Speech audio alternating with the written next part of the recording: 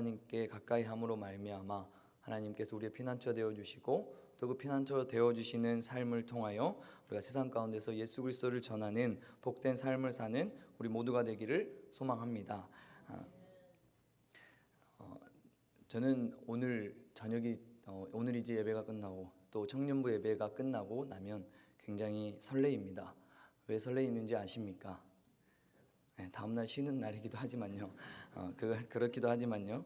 제가 아시다시피 월요일날 학교를 다녀오지 않습니까? 그래서 별 의미가 없습니다. 그런 것보다 월요일이면 월요일 새벽에 축구 동호회가 있습니다. 조기 축구라고 그래야 되나요? 네, 월요일 새벽에 목사님들과 하는 축구 모임이 있고 또 수요일 저녁이 되면 설레입니다. 왜냐하면 목요일 새벽에도 공을 차기 때문입니다. 그래서 그 전날이 되면 굉장히 설레이고 피곤하지만 또 새벽 기도를 마치고 운동을 하고 오면 얼마나 상쾌한지 모릅니다. 근데 엄청 피곤하거든요. 피곤한데 그 축구장에 딱 들어갈 때 주는 그 기쁨은 여러분은 모르십니다. 남자 몇 분들 아실 것 같네요. 그 피곤함이 사라지고 야생마와 같이 뛰려고 하지만 뛰지 못하는 저의 모습들을 보며 또 체력 단련을 해야 되지만 제가 그 축구장을 좋아하고요. 그리고 또 하나 좋아하는 것은 바로 교회입니다. 저는 교회에서 자랐고 교회에서 많은 것들을 배웠고 교회가 제 삶이었고 삶이 제 교회였고 지금도 저는 교회와 뗄래야 뗄 수 없는 관계를 맺어가고 살아가고 있습니다. 그런 모습들이 왜 나왔냐 생각해 보면은 당연히 부모의 영향도 있지 않았나 하는 생각이 듭니다. 저희 어머니는 신앙의 욕심이 굉장히 많으셨다라고 말합니다. 왜냐하면 부모님들께서는 믿지 않으셔서 예수님을 믿지 않으셔서 더 그런 것 같다라고 말씀하셨습니다. 교회에 있는 것이 늘 좋으셨고 그래서 주님 전에 나가면 늘 기도했답니다. 하나님 저에게 주의 길을 가야 되는데 여러 가지 문제들로 못 가는 그런 사람이 있으면 한 사람 붙여주시면 그 사람 꼭 주의 종으로 만들어서 함께 사역하고 싶습니다. 하나님 보내주십시오 했더니 하나님께서 한 분을 붙여주셨는데 그게 저희 아버지겠죠. 그분이 교회를 안 다니셨거든요. 교회를 안 다니셨고 직장 생활 하시다가 저희 어머니를 만나고 신학을 하시고 지금 열심히 목회를 하고 계십니다. 이 모든 것이 하나님의 계획하심이지만 저는 그 계획하심을 어머니의 기도를 통해서 하나님께서 이루셨다고 믿습니다. 그런데 그것으로 끝나는 것이 아니라 저희 어머니는 이제 하나님 아들을 주시면 주의 종으로 하나님께 바치겠습니다. 그렇게 열심히 기도를 하고 첫째를 낳았답니다. 그런데 이게 웬걸 딸이 나왔답니다. 딸이 목사가 될 수 있는 거 아닙니까? 그래서 다른 분들은 다 아들을 낳았는데 자기는 딸을 낳아서 그렇게 화가 날 수가 없었답니다. 그리고 그 다음 해 그 2년 후에 둘째를 낳았는데 아들을 낳았답니다. 그게 바로 서용광이 태어났다고 합니다. 태어난 후부터 저는 지금까지 늘 하나님 전에 있었고 또 저희 어머니는 그 밤낮으로 아들을 위해서 자신의 아들을 주님의 신실한 종으로 사용해 달라고 기도해 주셔서 지금까지 제가 또 온전하게 이곳에 서서 말씀을 전하고 있습니다. 그런데 저희 어머니가 그렇게 늘 기도하고 하나님 앞에 헌신했는데 어머니께서 큰 수술을 받으시고 이제 치료의 과정 가운데 있는데 늘 어머니께서 한 번씩 뵈면은 힘들어 하시거든요. 새벽 예배를 나가는 것이 너무 힘들다. 그러면 제가 뭐라 하겠습니까? 아들 된 입장에서 어머니 그럴 땐 새벽 기도를 쉬십시오. 그러면 어머니는 하나님께서 나에게 주신 은혜가 있는데 생명을 살리신 은혜가 있고 지금까지 인도하신 은혜가 있는데 그 성전에 내가 들어가야지 새 힘을 얻고 그 하나님께서 주신 은혜를 공급받아야지만이 하루를 살 수 있다라고 저에게 말씀하십니다. 그럴 때마다 내가 주의 종이 맞나 하는 마음도 들지만 성도 여러분, 여러분이 이 문을 들어오시면서 어떠한 마음들이 드십니까? 오늘 우리가 하나님 앞에 나와 예배드릴 때 이 성소로 들어와 하나님을 찾으며 하나님 앞에 예배드릴 때 우리의 간구하는 것들, 우리의 마음속에 있는 것들을 하나님께서 아시고 우리의 가정 가운데, 우리의 일터 가운데 놀라운 은혜를 베풀어 주실 줄 믿습니다. 오늘 본문 앞부분은 이제 시편 기자의 처지를 말합니다. 자신의 처지가 악한 자들의 성공으로 처지가 악한 자들의 성공으로 인한 것이다. 나의 안 좋은 처지가 너무 힘들다는 것이죠. 악한 자들은 저렇게 성공하고 그들은 잘 사는데 나의 처지는 왜 이러냐라는 한탄을 합니다. 세상을 부러워하기도 하고 그 모습 가운데서 이제 시편 기자는 자신의 문제를 가지고 어디를 나온다는 겁니까? 오늘 17절에 말하는 것처럼 하나님의 성소를 들어가게 됩니다. 우리 17절 말씀 함께 읽어보겠습니다. 하나님의 성소에 들어갈 때에야 아멘. 하나님의 성소에 들어가서야 그들의 종말, 악한 사람들의 종말이 어떻게 될 것인지를 깨닫게 됐다는 것입니다. 다른 말로 이것을 표현하자면 그가 성소에 들어왔을 때 하나님의 확실한 임재를 그가 삶 가운데 경험했다는 것입니다. 우리 생각으로 이해되지 않는 그 믿지 않는 자들의 성공과 부경화를 누리는 이러한 삶 가운데의 삶을 바라볼 때에 우리가 그런 것들을 부러움의 대상으로 바라보는 그 가운데에 하나님께서 주시는 깨달음은 하나님의 성소에서 하나님의 임재하심을 통해 그들의 끝과 우리의 끝은 분명히 다르다라는 것을 알게 하신다는 겁니다. 그래서 중요한 것이 우리가 하나님의 임재를 경험하기 위해 이 성소에 나오는 것이 중요한 줄 믿습니다. 히브리서 4장 16절에 말합니다. 그러므로 우리는 긍휼하심을 받고 때를 따라 돕는 은혜를 얻기 위하여 은혜의 보좌 앞에 담대히 나아갈 것이니라. 아멘. 우리가 때를 따라 돕는 은혜를 얻기 위해서는 뭐가 필요하다는 것입니까? 뭐가 필요하다는 것입니까? 은혜의 보좌 앞에 담대히 나아갈 수 있는 행함이 있어야 된다는 것입니다. 우리가 지금 예배 드리는 이유가 무엇입니까?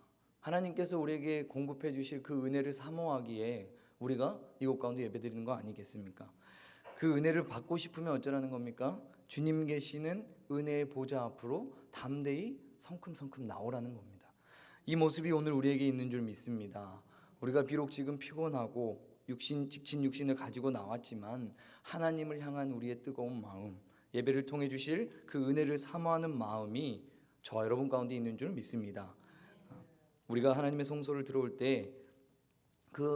때마다 예수님의 대속의 은혜, 구속의 은혜, 그 한량없는 은혜를 베푸시기 위해 십자가를 지신 그 예수님을 만나는 저와 여러분이 되기를 주님의 이름으로 축복합니다. 그래서 오늘 말씀을 통해서 우리가 주님의 성소에 들어갔을 때 하나님께서 우리의 삶 가운데 주시는 또 은혜는 무엇인가 한번 찾아보겠습니다. 먼저 첫 번째는 항상 하나님께서 우리와 함께 하신다라는 것입니다. 주님께서 함께 하신다는 겁니다. 우리 23절의 말씀 함께 읽어보겠습니다. 내가 항상 주와 함께하니. 아멘. 성도 여러분, 항상 주님이 함께 하심을 믿으십니까? 할렐루야입니다. 변화의 기술이라는 책에서 나오는 이야기입니다. 여러분도 잘 알고 계실 것 같은데요. 영국의 한 광고 회사에서 이제 큰 상을 걸고 전 국민을 대상으로 스코틀랜드에서 에딘버러, 런던까지 가장 빠른 시간에 갈 수 있는 방법을 묻는 퀴즈를 냈답니다. 워낙 상품의 내용이 컸기 때문에 많은 사람들이 응모했답니다. 비행기가 가장 빠르다, 기차를 타고 오는 게 빠르다, 아니면 어느 시점에서 버스를 타고 갈아타서 오는 게 빠르다, 그런 방법들, 새벽에 지름길로 승용차를 운전하고 오면 가장 빠르다라는 여러 가지 방법들을 제시하고, 그리고 실제로 자신들이 해보고 그 아이디어를 어떻게 하면 빨리 갈 수 있나라는 것을 생각했답니다. 그런데 결국 상을 탄 사람의 대답은 뭐겠습니까? 잘 아시지 않습니까? 누구랑 함께 간다는 것입니까? 사랑하는 사람과 함께 간다는 것입니다. 많이 경험해 보셨나 봅니다. 우리가 사랑하는 사람과 함께라면 우리가 아무리 먼 길을 가더라도 우리가 가깝게 느껴지는 것을 알 수 있습니다. 이것이 바로 세상이 말하는 세상의 사랑의 거리 계산법이라고 제가 한번 말해보았습니다. 이야기를 보면서 핵심이 가장 빠르게 가는 방법이 아니라 누구와 함께 가느냐라는 것이 중요하다는 거 아니겠습니까? 주님과 함께라면 우리의 인생길이 어떻다는 겁니까? 세상의 길도 좋아하는 사람과 사랑하는 사람과 가면은 가깝고 멀게 느껴지지 않는데, 우리의 인생길, 우리가 끝을 알 수 없는, 내일을 알 수 없는 인생길을 걸어가는 우리 성도의 믿음의 길을 주님과 함께 간다면은 우리가 아무리 험난한 삶이 우리 앞에 놓여 있을지라도 우리는 즐거운 마음으로 그 걸음을 한 발 한 발 움직일 수 있을 줄 믿습니다. 창세기 6장 9절에 말합니다. 노아는 의인이요 당대의 완전한 자라 그가 하나님과 동행하였으며 라고 말했습니다. 노아가 의인이라 칭함받고 당대의 완전한 자라고 칭함받을 수 있었던 이유가 뭐라는 겁니까? 하나님과 함께 했기 때문입니다. 의인이라서 당대의 완전한 자라서 하나님과 동행한 것이 아니고 하나님과 함께 했기 때문에 그가 의인이라 칭함받았습니다. 성도 여러분, 우리는 우리 힘으로 우리를 의인이라고 우리가 칭할 수 있겠습니까? 우리는 스스로 의인이라 칭할 수 없는 존재입니다. 우리 스스로 완전해질 수도 없고, 그러하기에 하나님께서 우리와 함께 하실 때, 하나님께서 의로운 오른손으로 우리의 오른손을 붙드시며 우리를 인도해 주실 때 우리가 의인이라 완전한 자라 칭함받을 수 있을 줄 믿습니다. 우리가 이 세상 사람 중에서 그나마 완전한 자다라고 칭함받을 수 있다는 것입니다. 더 나아가서 항상 주님과 함께하기 위해 필요한 것은 하나님의 말씀으로, 주의 교훈으로 오늘 인도함 받으라 라고 말합니다. 우리 24절 말씀 같이 읽어보겠습니다. 주의 교훈으로 나를 인도하시고. 아멘.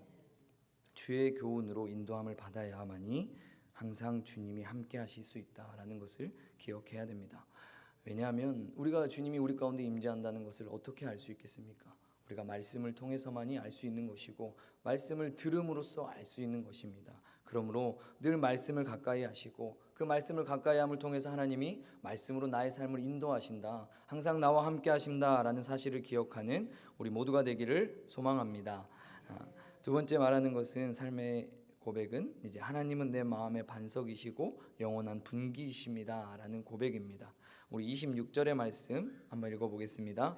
내 육체와 마음은 쇠약하나 하나님은 내 마음의 반석이요 영원한 분기시시라. 아멘.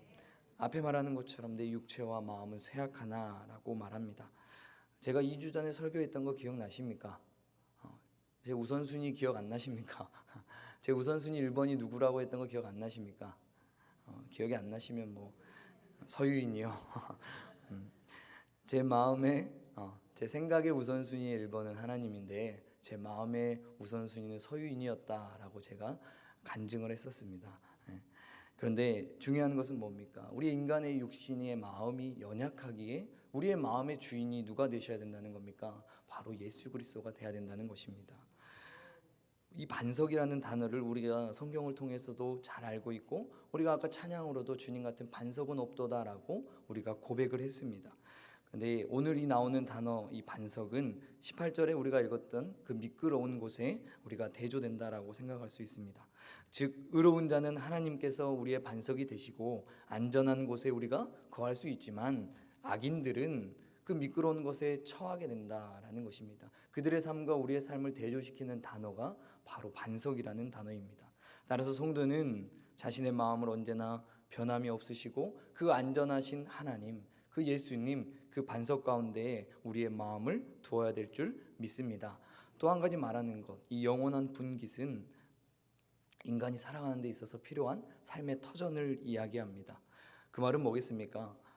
우리가 살아가는 삶의 터전 가운데서 하나님께서 끊임없는 축복의 공급원이 되신다라는 겁니다.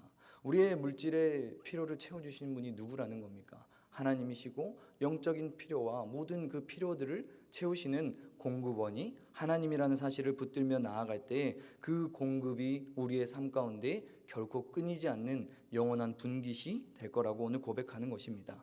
그 말씀을 우리가 생각해 볼 때에 우리의 마음을 하나님께 두고, 언제나 변함없으신 그 하나님께 우리의 마음을 두고 우리가 살아가는 그 필요들 하나님께서 채워주신다라는 이 언약의 말씀을 붙드는 저 여러분이 되기를 소망합니다. 그러기 위해서 하나님께서는 더욱더 가까이 나오라라고 오늘 말씀을 정리하십니다. 우리 28절 말씀 함께 읽어보겠습니다. 하나님께 가까이 함이 내게 복이라. 내가 주 여호와를 나의 피난처로 삼아 주의 모든 행적을 전파하리이다. 아멘. 여러분, 우리에게 가장 큰 복이 무엇이겠습니까? 하나님께서 늘 우리와 함께 하시는 복이 큰 줄 믿습니다. 그리고 오늘 또 하나님께 더욱더 가까이 하라라고 말하는 하나님의 부르심 앞에서 오늘도 한 발자국 한 발자국 하나님께 걸어가는 저 여러분이 되기를 소망합니다. 이 말씀의 단어들은 나의 피난처다라는 이런 단어들은 우리가 시편을 통해서 너무나 많은 이야기들을 보았습니다. 믿음의 선조들이 하나님께 늘 가까이 했을 때에, 하나님과 늘 함께 했을 때에 그들의 환난 가운데서, 다윗의 환난 가운데서, 여러 믿음의 선지자들의 환난 가운데서 하나님께서 고쳐주심을 우리는 보았습니다. 건져주심도 보았고 그들을 치료하심도 우리는 보았습니다. 그래서 우리도 그 믿음의 선조들의 그 발자취를 따라서 주 여호와는 나의 피난처이십니다, 그것을 우리의 신앙의 기본으로 삼아서 주의 행적을 전하는 저 여러분이 되기를 간절히 소망합니다. 말씀을 마치겠습니다. 예배는 어떤 거라고 생각하십니까, 여러분은?